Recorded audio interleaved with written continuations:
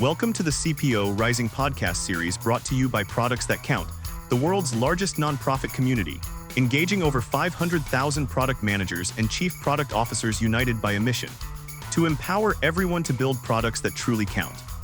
In a world flooded with products, only a few ignite passion, deliver value at scale, and transform lives. Behind those exceptional products are visionary CPOs and high-performing product teams. We recognize these trailblazers through our coveted awards, accelerate careers from PM to the C-suite and beyond through daily best practices, and serve as the trusted advisor to nearly all Fortune 1000 CPOs. Our corporate alliance includes Walmart, Ford, Cisco, Johnson & Johnson, Amplitude, and more. The most admired product leaders across industries serve on our advisory council, guiding the future of product leadership. Together, we're shaping a future where every product counts. Learn more at productsthatcount.org. Produced in partnership with Capgemini and Mighty Capital, this series brings you exclusive conversations between our resident CPO, Renee Niemi, and the 2025 CPO Award winners. Get ready for raw insights, real strategies, and the secrets behind their success. Let's get into it. Hi, today I have with me Tiffany Johnson. She is the Chief Product Officer at NMI. First of all, Tiffany, I want to start by saying congratulations on being one of the top CPOs of 2025. Well, thank you. I'm so happy to be here. Yeah, I am really looking forward to getting to know you a little bit better. But before we dive in, why don't you go ahead, spend a moment to introduce yourself?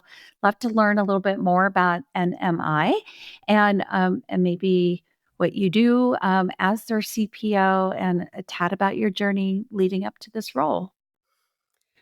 Perfect. So first, I'll start with who is NMI. NMI is a global leader in embedded payments. So we power and support and oversee more than $400 billion of payment transactions every year.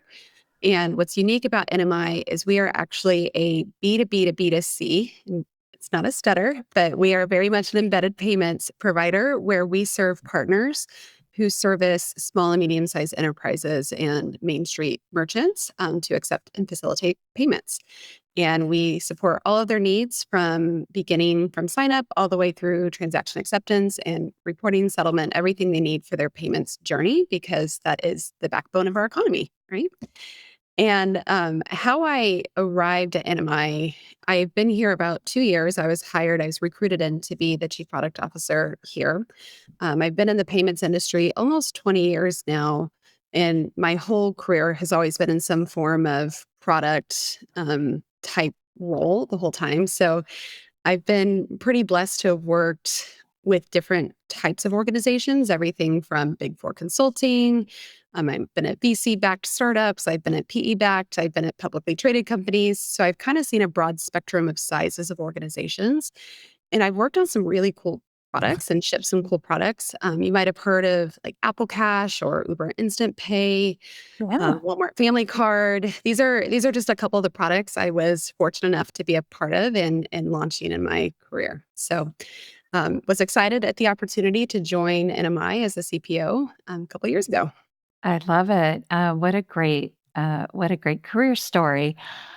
I'm sure you've kind of been in the role of product leader for many, many years. I would love your perspective. How has the role really morphed? Like specifically, how do you spend your time as a leader today versus even 5 years ago? It's morphed a lot over my career. I've seen evolution of, from waterfall to agile, from, product as a delivery function to more of product being the what you build and building the right things. And, of course, within the last 5 years, we had COVID. So trying to morph the CPO role in the product leadership position on how do you innovate and brainstorm and workshop with remote and hybrid teams. And so I would say the only constant is change as a product leader, but certainly within the last few years, it's how do you build and motivate and innovate and understand the voice of customer when you're mostly remote. And within that comes a need to really understand your customer, really understand data. That need for data fluency has really up-leveled. And then, of course, AI awareness. It's a hot topic, but it's important. And I think it is a foundation for where product is going next. Yeah, I definitely want to learn more about AI. I definitely see a trend where like data, easy access to data, easy ability to interpret the data has really changed. How does that help you as a leader? It absolutely does. It's I love Marty Kangan. He's one of my product people I look up to and read and follow Silicon Valley Product Group as well. Um, the whole outcomes of our output, and I think that data is critical for driving that and making sure that you're building things that actually solve problems that customers want. Um, it's not just about shipping the next release note or shipping the next feature. It's is it actually resonating and solving real world problems? And without data, it's really hard to drive down to what those problems and opportunities are. Yeah, yeah, absolutely. Um, I, I I'm a big believer in company culture. Really, kind of shapes how we do think, act in the product realm. How would you describe the culture at NMI, and how does that affect how you think about priorities, process, and what you will and will not do?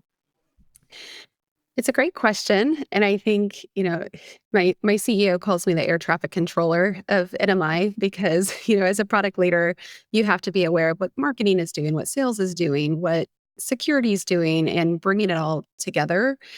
And it's been an interesting evolution in my time here at NMI. We're about a 25-year-old company, so we're not a startup by any means.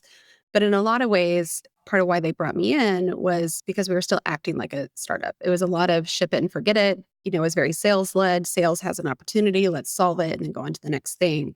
And they wanted to evolve into more of that scale up mentality of are we building the right things, not just building what the customer is asking for, but solving their needs in a way that resonates with other customers. It becomes more of a platform play as well. So I would say that we're sort of in this migration from being a pretty sales-led organization, which is very common in a B2B to B space. But we are trying to get a healthier balance with, that product strategy push but in the customer pull. Well, so I have to imagine that as you kind of go through this transition, how you set priorities is maybe shifting. Can you say a little bit more about like the frameworks you use for driving priorities and maybe how you say no sometimes? It is hard to do, but saying no is one of the most important jobs, I think, of the CPO. I would say there's a few different frameworks that I like to use and that we use at NMI. The first is the top level strategic imperative framework. So what are every every 3 to 5 years we pick, you know, a couple of strategies that we want to double down on that are more mid to long term. And then each year we pick a tactical imperative. So this year we have 3 strategic imperatives, 2 tactical imperatives. And the tactical imperatives are going to be much shorter in nature, things like growth or maybe a data project that we want to get off the ground that's kind of more near term. And then those strategic imperatives are more in that 3 to 5 year range, which is driving where we're headed next. And the importance here is that at an executive team level, we are all aligned on what is the mid to long term strategy, what is the near term focus. And then that ripples down into an OKR framework that each of our cross functional teams will have quarterly objectives that map up into these longer term vision. So at a company level, that's kind of how we're breaking down our waterfall effective priorities. And then within product specifically, product and engineering, we use a couple different cadences at a roadmap perspective. We have an annual, I call it an outcome based roadmap. What are the outcomes or KPIs we hope to achieve by the end of the year? And then everything we do should be in service of those because it's really important to promote swarming around those outcomes to make sure that we're not just all off doing our own thing. We're much more impactful and we're rowing the boat in the same direction. And then within that outcome annual roadmap, we do quarterly planning and we talk about, okay, this quarter, what's our focus? What's our now next later, rough mapping, but really nailing down a commitment every quarter and then revisiting it next quarter. And again, that quarterly planning maps back to that outcome roadmap. Nice. So Yeah. once you kind of have this nice, well-aligned, well-oiled vision of where you're going from a product perspective, and then the next deal comes in, like how do you navigate that?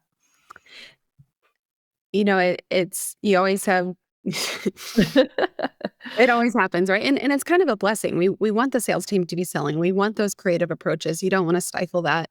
And when a new deal comes in, you kind of have two options. One is you can hire, which only works if it's a longer term deal, if you're trying to do a burst to support that. And more often than not, those exciting deals have a tighter time frame that don't allow you to hire. And then it becomes a prioritization, a trade-off conversation. And giving that transparency and visibility that everyone is involved in making the conversation. So we might say, hey, sales team, happy to pull this in. Here's three candidates of projects that are going to get deferred by a quarter. Let's talk about which one we want to defer together. So product kind of narrates and tees up that conversation on what the impacts and the trade-offs are, but we make the decision together. Yeah, yeah, that sounds so logical. As long as it's not every deal, right? What I really like about the thoughtfulness, and the alignment, because that's really the key, right? Once everybody's aligned, then they can go off and they know what they should be selling, what they should be marketing. Mhm. Finance knows what they should be planning from, a revenue stream perspective. So everything fits really nicely until it doesn't, and that's to be expected. So one of the I don't know if it's an output of AI, but probably a causation of AI is the rate of investing in innovation is really well, innovation is accelerating very rapidly, and we're starting to see almost a little bit of an overinvestment as companies try to sort out, where their landing spots are.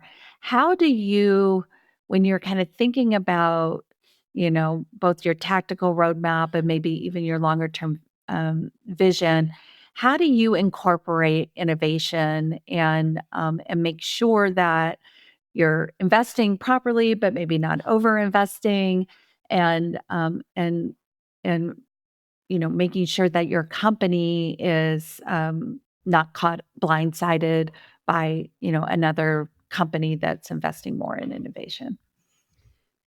So it's a great question, and I'll answer in a couple parts. I would say it, the competitive landscape, we try not to just chase competitors and they're going to do their thing. We try to really double down on what our customers need and what they're asking for and how to set them up for success. Yeah. Overall, I think that's a better strategy than just playing the Me Too strategy. Um, in terms of how to balance the tactical, like this year's growth objectives versus kind of that 3 to 5 year innovation strategy, the most important thing is to carve up incremental deliverables and goals because without a deadline or something more near term that's tangible or a more near term slice of value, it'll it's too hard to boil the ocean. So in the same way, you might have a goal to deliver something in 3 to 5 years. What piece of that do we want to commit to this year? And it gets easier to rally people around it and make sure that even this year, if it's not the full product, is it something that's usable that can solicit feedback? Yeah, yeah, that makes a ton of sense. How do you align your peers, to that innovation vision? So I'm really fortunate with this executive team. We are very aligned, and I think it does come from our CEO and kind of making sure that from a vision perspective, we were all part of deciding what the vision was, deciding what those strategic imperatives were. So we all had buy-in. And then execution becomes a lot easier because we have that context. We're all going to the same destination. And from that point, it's really transparency and, like the trade-off conversation you had asked about before, when sales lands that big deal, it's, hey, I go to my chief revenue officer and just make sure that we have the information to make a decision. Yeah, yeah, that makes a ton of sense. Obviously, product management, and when we talked about product leadership evolving quite a bit over the last 5 years, the role of product management itself has also moved quite a bit. Like, Mhm. what's your view from your vantage point? Describe product management 2025, especially any impact that AI has had? It's a great question. And I think now more than ever, it's important for the product manager to focus on outcomes. There's, like you said, innovation is picking up. There's lots of distractions, more shiny objects to go after. And it's even more important now to understand what is that KPI that we're trying to influence, and is the shiny object in service of that KPI. And I think with AI, you just need to start learning. We're pretty active in our AI usage at NMI, both from an efficiency perspective, obviously from, competitive intel and, helping write blogs or thought leadership and, doing research or pricing. There's so much efficiency to be had. And then even from the operational side, using it for chat helpers, or, somebody's trying to integrate with our API and they're stuck, and using AI to identify that, um, optimizing smaller teams with AI to try to get more throughput. But I think even more than the efficiency, it is how AI helps with innovation. And I think it does unlock, faster experimentation, better prototyping and ideation, and better feedback loops. So I think it's really important for product to embrace that and not be scared of it, and just start using it and start learning, to perfect the prompting and the usage of it. So where are you? Do you think it's increased efficiency a lot, a little, and where will you be at the end of the year? Absolutely, it's increased efficiency. I would say we're not at the point yet where AI replaces people, but I think that people who use AI will replace people who don't, just because they're going to get so much more done. I mean, from a developer capacity perspective, we're certainly seeing more throughput. And it's not that we're not at the point where we're shipping code without having human eyes, but we're using AI to write code, and then human eyes will review it, make sure that that it's correct in the context. And I would say we're definitely seeing efficiencies there. Yeah, amazing. It's going to be so much fun to watch to see what happens over the next year or two in this space. When you look at your industry in particular, I would love for you to just like paint this picture of the future. What does it look like, and how are you going to lead your company and your team to that big, bright, shiny future? So the payments industry is always evolving, and I think that's kind of what's drawn me to it. And I've never left, in almost 20 years. And I think the next 5 years is no different. We'll see there's there's more drive towards faster payments. There's more drive towards how do we lower fraud. With AI, certainly there's improved fraud tools, but there's also improved bad guy tools as well. When you build a bigger wall, they build a bigger ladder. So how do we kind of navigate that and stay one step ahead? I think we'll see more shift towards like things like tokens and things like mobile payments acceptance. Historically, everyone needs a dongle or needs a point of sale device. And now the technology's there that you can just accept a payment on your phone. The food truck at the farmer's market doesn't need to buy an expensive device anymore. And that shift is rapidly evolving. I do think in payments, there's a long tail. So it's not that the existing technology goes away overnight. It's just that the new tech and the trend starts to move. And I think we're going to see a big shift in that in the next 5 years. And I would say I think the last potential trend we'll start to see come to life is perhaps a bit of disintermediation with big players like Apple, for example. Are they big enough now to create a closed loop ecosystem that can start to bypass, the Visas, the Mastercards, the schemes? I don't know, but it certainly seems like they're setting some groundwork to be able to go that route. Wow, it's going to be a interesting few years to watch in the payment industries. Do Mhm. you worry about the innovator's dilemma? You know, which is classically, I have this really deep established business, and therefore I don't innovate to the next vision loop just because it will take away from my current business. Do you worry about that at all? I wouldn't say worry about it, aware of it, absolutely. And one of the sayings we have at NMI is, if you don't like change, you'll like irrelevance less. Um, and it's important to not be afraid to embrace change and embrace the next iteration. Yeah, I love that.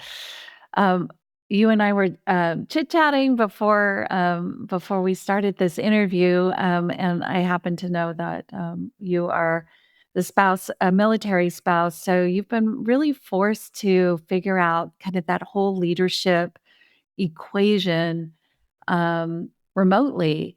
Mhm. What have you learned, and how do you like any secret sauce for keeping the team aligned?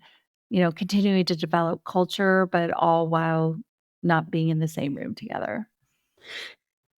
Absolutely. It's been an interesting journey. Like you said, my husband just retired from the Air Force after 22 years. So most of my career, we were moving every 18 to 24 months. And I remember the first time I really liked my job. I worked at a processor early in my career, and I went in to submit my resignation, and they kind of said, "No, you can't leave. We'll figure it out. Just as long as you can get to an airport for customer meetings, we'll figure it out." And ever since then, we just every time we moved, we figured it out. And back in the day, I remember paying for my own GoToMeeting license, and this is back when you had the Polycoms in the middle of the table, and it just remote wasn't a thing. And I would say it definitely took a lot of hustle and grit to make sure that I had a seat at the table, especially being one of the only ones virtual. So growing my career, advancing my career through that was a challenge, but rewarding nonetheless. And I was very grateful for the opportunity to grow my career despite moving so often. And then when COVID hit, it it shook the world. Right now everybody's remote, and it took a lot of getting used to, but I'd already been doing it for quite a while at that time, so I was able to bring some experience to the table. And I think in terms of how to keep teams motivated in a remote workforce, there's a few you need to lead with context. I'm not a micromanager just by nature, but it's important to me to make sure that everyone understands what we're doing and why we're doing it, and then trusting them to execute on that. And I think leading with trust and transparency is the way to go. And within that, things like the shared roadmaps, um, things like the the predictability and rituals, things like one-on-ones, sales kickoff meetings, annual planning meetings, quarterly planning, getting that rhythm is really important for predictability and belonging as well. How often do you guys actually get together face to face to create shared experiences? So at NMI, we're really good about it. We feel very strongly that it's important to have that human connection, especially in product. We get together as a whole team twice a year, our entire product team plus the engineering leadership twice a year. And that's at our sales kickoff and our annual planning. And then we have value streams. So each of our product lines has their own head of product, a head of engineering, and then their team. So the value streams will get together once a year with it. And that goes deeper into the ranks of the product owners and engineers as well. And then outside of that, obviously we're meeting with customers, we're going to conferences, we're trying to participate in industry events. So we see each other kind of onesie twosies as part of those events as well. Got it. Got it. Do you miss being in the office at all? I don't. I don't know. I've been remote for so long. It would be hard. I certainly love going to the office and just, having those hallway conversations and reconnecting with people. But especially now that even in the office, not everybody's in the office. There's always somebody on the phone. It's less impactful, I think. And now you have tools like Slack and WhatsApp and things like that that you can stay connected with the team almost easier than you would be able to even walking across a big office building. Yeah, fascinating. Um, and you probably maybe you won't even notice this because you've been remote so long. But what about the culture building? Do you are there specific rituals you do to reinforce the culture? Like, how do you make sure you don't lose it? It it's an ongoing, focused, intentional effort to make sure that we build the culture. And I think, understanding your identity of, leading and making decisions that are ethical, that are transparent, that are, we're here to win, of course, but we're here to do it in a very very good way. Um, i- we do try to award people in positive behaviors that are aligned with values. We have a bonusly program where every employee in the company gets a certain number of bonusly bucks, and they can send them to people as a form of recognition and a thank you. And within certainly when we get together in person for Christmas parties or happy hours at different office locations, it's great to have that community. But I would say, in my experience, that community is important, but what really bonds the team is getting a win together. So forming those value streams, forming those cross-functional teams, and giving them an opportunity to be successful is what really bonds the team together. Nice. I love that. It sounds like you've got the recipe down, so hopefully others can learn from that. I obviously you're in a payment you're in a payment space, so I'm sure that numbers are probably part of your DNA, but obviously what we measure from a product perspective is usually more nuanced than that. So what is your most important metric, or how do you think about measuring your team? So from an overall product perspective, of course, the metric we're most aware of is net revenue retention, right? It's new revenue, and it's making sure that the existing revenue is not falling out of a hole in the bucket. So making sure we can retain and continue to grow. And then the key kind of leading indicators that we track in service of that, I have an acronym. It's a pirate acronym called R, and it's acquisition, activation, retention, referral, and revenue. And any new product we launch, we're tracking, what is the funnel? What's the conversion? How long are people staying? And understanding, are there any leaks in the funnel that we can double click on and solve from a product perspective? Now, of course, there's other KPIs we're monitoring, CSAT, NPS, transaction volume, other leading indicators that we track.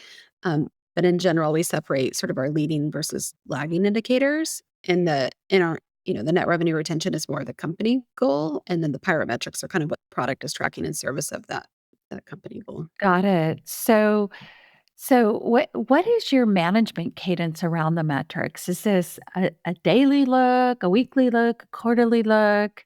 And what happens when the numbers are off? So, from a cross-functional perspective, the way NMI is set up, we have our executive team. There's 7 of us on the executive team, and then we have an extended leadership team, which is it's a little bit less than 20 people or so. And that extended leadership team meets weekly, and we go over the dashboards. Finance will walk us through how we're doing, what do new signups look like, what does revenue look like, what does churn look like, and then where there's areas of entropy or heat, we assign owners out of the extended leadership to go research it and take it away, bring it back, see where we need the cross-functional help. So I think the metrics tracking, I share that because it's not just within product, it needs to be a cross-functional DNA perspective as well that we've brought to life as part of our extended leadership format. But then within product, we have our own department quarterly objectives that are in service of, I mentioned the strategic imperatives, tactical imperatives earlier. So Uh-huh. every quarter, we set our own department goals, which are metric focused. So the value stream heads are tracking their KPIs for their specific product line as part of that OKR framework. Got it. And so when a number is off, does it tend to bubble up from your team, or do you have like a dashboard that you look at? So the dashboard that I go through most frequently is the weekly and the extended leadership. Mhm. Those tend to be a little bit more the lagging indicators, though. So I will typically hear from my team first on, hey, we see transactions are down or merchant signups are down, or so we'll kind of see the smoke or warning signals Yeah. first, the leading indicators that are being tracked by the teams. Amazing, amazing. And when that happens, you just bring that to your leadership team to troubleshoot it, I assume. Right. Like we had an insight this week actually where we launched a new product, and the insight for the product manager was for some reason, partners are only launching 10 merchants, which, often partners will have hundreds or thousands of merchants on them. They're like, we can't understand why they aren't going past 10. And so we worked with our account management team, our partner success team to do an outreach campaign to say, and it turns out that most of them are just doing a beta program. So now we are going to attack that by putting together a playbook on hey, you've been really successful. Let's keep going. Let's keep signing up more. And so with that kind of smoke signal, we were able to rally, figure out what was going on. And now we have an approach to try to help get people over that hump. Nice, nice, excellent. Um,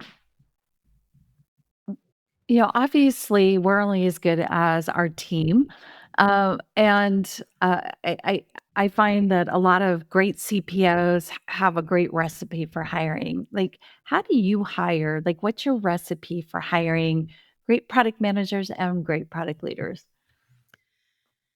It's a good question.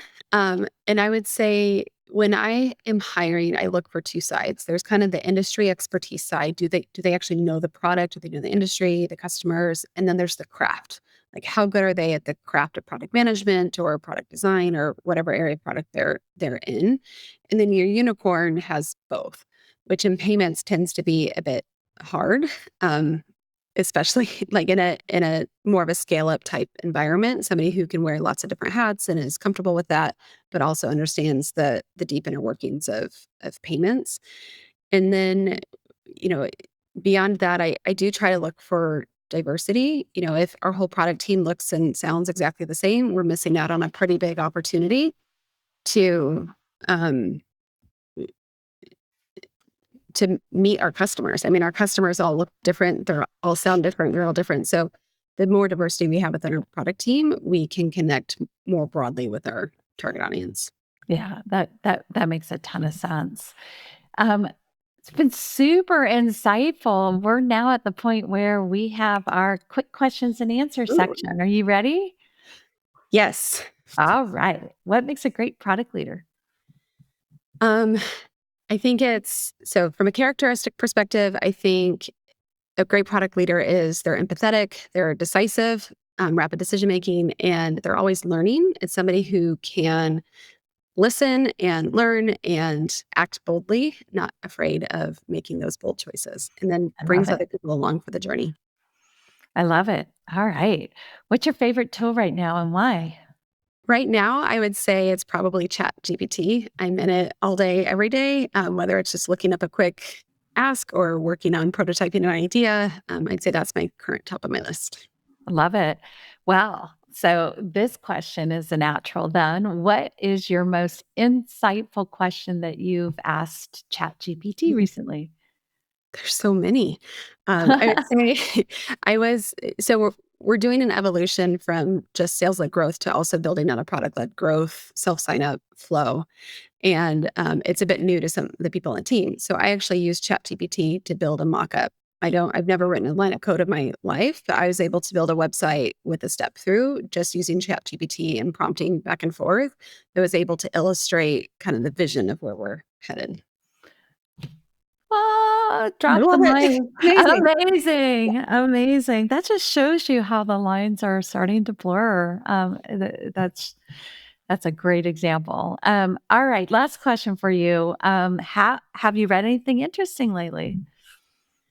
So the last book I probably read was The Field Guide to Global Payments by Sophia Goldberg.